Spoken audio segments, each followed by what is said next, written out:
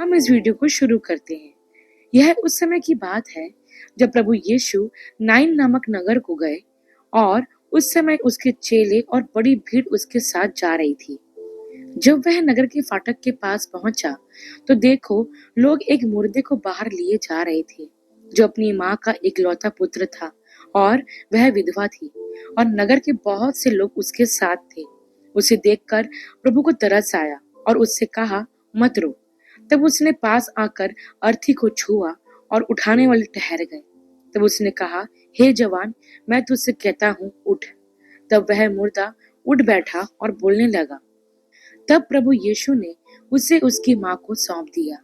इस घटना से सब पर भय छा गया और वे परमेश्वर की बड़ाई करके कहने लगे, हमारे बीच में एक बड़ा भविष्यद्वक्ता उठा है और परमेश्वर ने अपने लोगों पर कृपा की दृष्टि की है। और उसके विषय में यह बात सारे यहूदिया और आसपास के सारे देश में फैल गई। प्रियो, इस घटना में हमें कुछ बातें सीखने को मिलती है कि सबसे पहले हम यह देखते हैं कि एक बड़ी भीड़ प्रभु यीशु के पीछे थी, ताकि वो यीशु द्वारा की जाने वाले चमत्कार को देख सके। ये भीड़ एक गांव से दूसरे गांव तक प्रभु के पीछे चलती जाती थी। इस भीड़ में कई तरह के लोग थे। कुछ लोग सिर्फ यीशु को अद्भुत काम करते हुए दिखना चाहते थे, तो कुछ उसके उपदेशों को सुनने के लिए उसके पीछे पीछे जाते थे।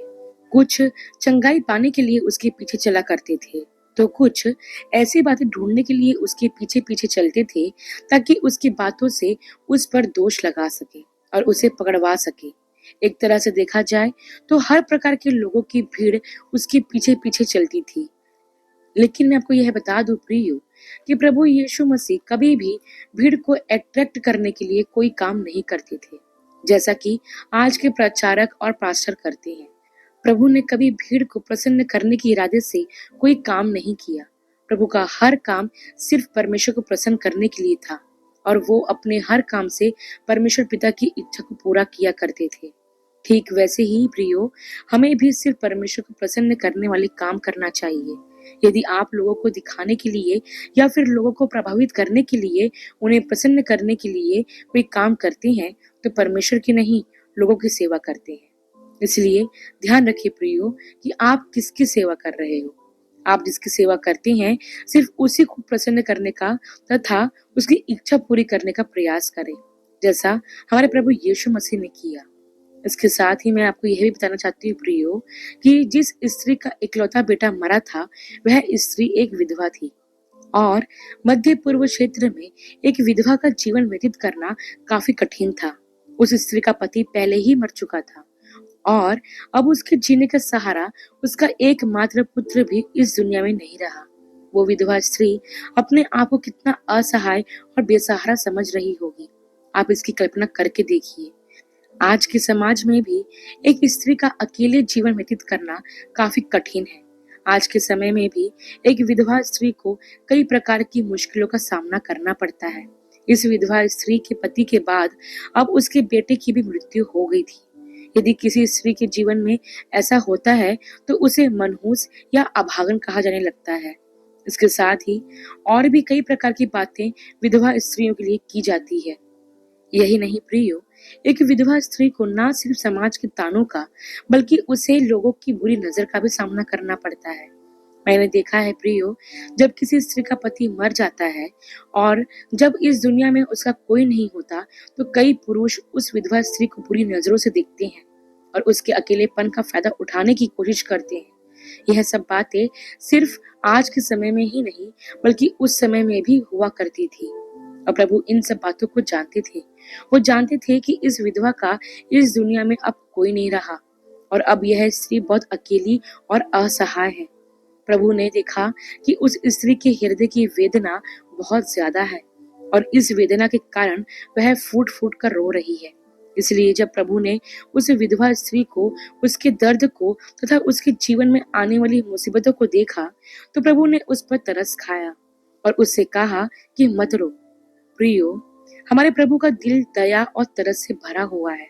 जब उसने इस स्त्री और उसके दुख को देखा, तो प्रभु को उस पर दया आ गई, क्योंकि प्रभु किसी को भी पीड़ा और दर्द में नहीं देख सकता। यही कारण है प्रियो, कि जब मनुष्य जाति पाप से पीड़ित थी, तो प्रभु ने इस संसार की मनुष्य जाति पर दया करके स्वर्ग की महिमा को त्याग दिया और स्वयं मनुष्य का रूप धारण करके इस दुनिया में आ गया, ताकि पाप में पड़ी इस संसार की मानव जाति को उद्धार दे सके और उन्हें शैतान तथा उसकी गुलामी की जंजीरों से आजाद कर सके। प्रियो, यह हमारे परमेश्वर की ही दया है जो हम इस दुनिया में जीवित हैं। इस घटना में भी प्रभु यीशु ने जब इस विधवा स्त्री को देखा तो वो इसे देखकर उस पर तरस खाता है और उसके बेटे की अर्थी के पास जाता है और फिर सबसे पहले वो उस स्त्री से कहते हैं कि मत रो। प्रियो, यहाँ ध्यान दे कि बाकी लोगों की तरह ये विधवा प्रभु के पास नहीं आई थी, बल्कि प्रभु स्वयं इस स्त्री के पास आए थे, जो हमें सिखाता है कि प्रभु टूटे मन वालों के समीप रहता है और घायल मन वालों को चंगा करता है। इस स्त्री ने अपने जीने की आशा छोड़ दी होगी, क्योंकि एक जवान बेटे की अंतिम यात्रा में जाना बड़ा ही पीड़ादायक होता है।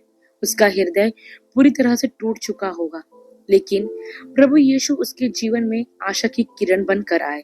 एक तरफ जहां वो सोच रही होगी कि उसका सब कुछ खत्म हो गया है, वहीं दूसरी तरफ प्रभु उसके पास आते हैं ताकि उसके जीवन में सब कुछ नया कर सके।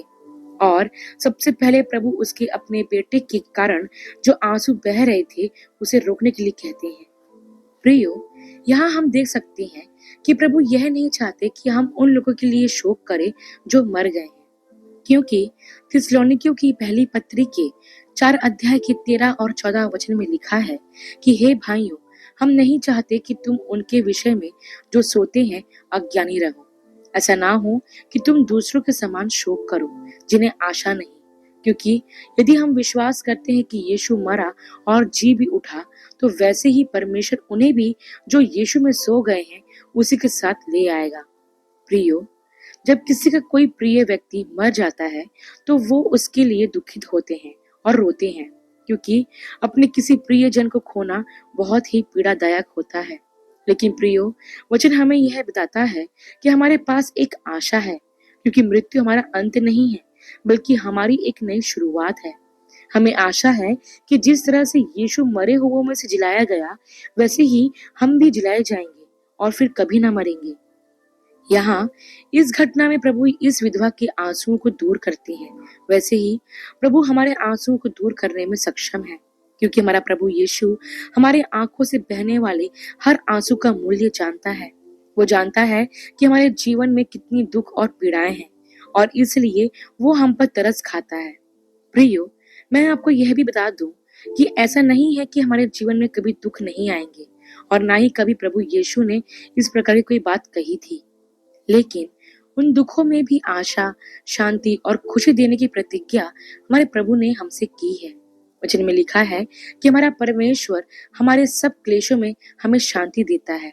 हाँ प्रियो, हमारे सब संकटों और मुसीबतों में सहानुभूति देने वाला हमारा परमेश्वर है। इसलिए हमें रोने या दुखित होने की कोई जरूरत नहीं है, क्योंकि हमारा परमेश्वर जीवित है और वही जीवन उसने हमें भी दिया है। इस घटना में हम यह भी देखते हैं प्रियो कि जब प्रभु उस लड़के की अर्थी के पास पहुंचे तो उसने उस अर्थी को छुआ और उठाने वाले ठहर गए। तब प्रभु ने उससे कहा कि हे जवान, मैं तुझसे कहता हूँ उठ। तब वह मुर्दा उठ बैठा और बोलने लगा और प्रभु ने उस जवान को उसकी माँ को सौंप दिया। प्रियो, यहाँ हम देखते हैं कि जब अर्थी उठाने वालों को प्रभु ने रोका तो वे रुक गए। वे लोग तो उस लड़के की देह को दफनाने के लिए ले जा रहे थे, लेकिन जैसे ही यीशु ने अर्थी को छुआ तो वो रुक गए। यहाँ ध्यान दे प्रियो कि प्रभु ने उन लोगों को रुकने के लिए नहीं कहा था, प्रभु ने बस उस लड़के की अर्थी को छुआ था। लेकिन मैं यह समझती हूँ कि अर्थी उठाने वाले यह समझ गए थे कि जीवन आ गया है और अब हमको इस लड़के की अर्थी को नहीं उठाना पड़ेगा, तथा हम यह देखते हैं प्रियो कि यीशु के मात्र कहने भर से वह मरा हुआ लड़का जीवित हो गया और प्रभु ने उसे उसकी माँ को सौंप दिया। प्रियो, क्या ही अद्भुत आश्चर्यक्रम था जो प्रभु ने नाइन नगर में किया था। प्रभु के इस काम को देखकर सब लोगों पर भय छा गया और वे परमेश्वर की बड़ाई करने लगे। प्रियो, प्रभु यीशु ही हमारा जीवन है, वो ही हमारी आशा है, वो ही हमारा पुनरुत्थान है। और जब वो हमारे जीवन में आता है तो वो हमारे जीवन की परिस्थितियों को बदल देता है। ठीक वैसे ही प्रियो, जैसे प्रभु ने इस विधवा स्त्री के जीवन की हर एक परिस्थिति को बदला। ये स्त्री अपने जवान बेटे को दफनाने के लिए लेकर जा रही थी, लेकिन जैसे ही मार्ग में उसकी मुलाकात यीशु से हुई, उसका विलाप आनंद में बदल गया। उसका दुख पल भर में गायब हो गया, क्योंकि उसका मरा हुआ बेटा अब जीवित हो गया था। सिर्फ एक मुलाकात ने उसके जीवन की काया ही पलट दी। वैसे ही प्रियो, हमारे जीवन में प्रभु की एक मुलाकात न जाने क्या क्या कर सकती है। यदि यीशु से हमारी मुलाकात हो गई तो हमारा जीवन आनंद और खुशियों से भर जाएगा। हमारे जीवन में दुख तो रहेंगे, लेकिन उन दुखों में भी एक सुकून होगा। हमारा प्रभु हमारे हालातों को बदलने की सामर्थ्य रखता है। इसलिए मैं आपसे यह कहना चाहती हूँ प्रियो, कि अपने जीवन की हर पीड़ा को सिर्फ यीशु के पास लेकर आओ, क्योंकि सिर्फ वो ही आपकी हर पीड़ा को दूर कर सकता है। अंत में मैं आपको ये बस इतना कहना चाहती हूँ कि हम भी अपने पापों के कारण मरे हुए थे, लेकिन प्रभु यीशु ने हमें जिलाया और हमें नया जीवन प्रदान किया है। वो इस दुनिया में इसलिए आया ताकि हम नाश ना होए। वो आया ताकि हमारी जिंदगी बदल जाए और हम फिर शैतान का दास बनकर ना रहें। प्रियो, यीशु मसीह को देखकर मौत भी अपना रास्ता बदल देती है। अब आप सोचिए कि प्रभु का हमारे जीवन में होना कितना ही जरूरी है।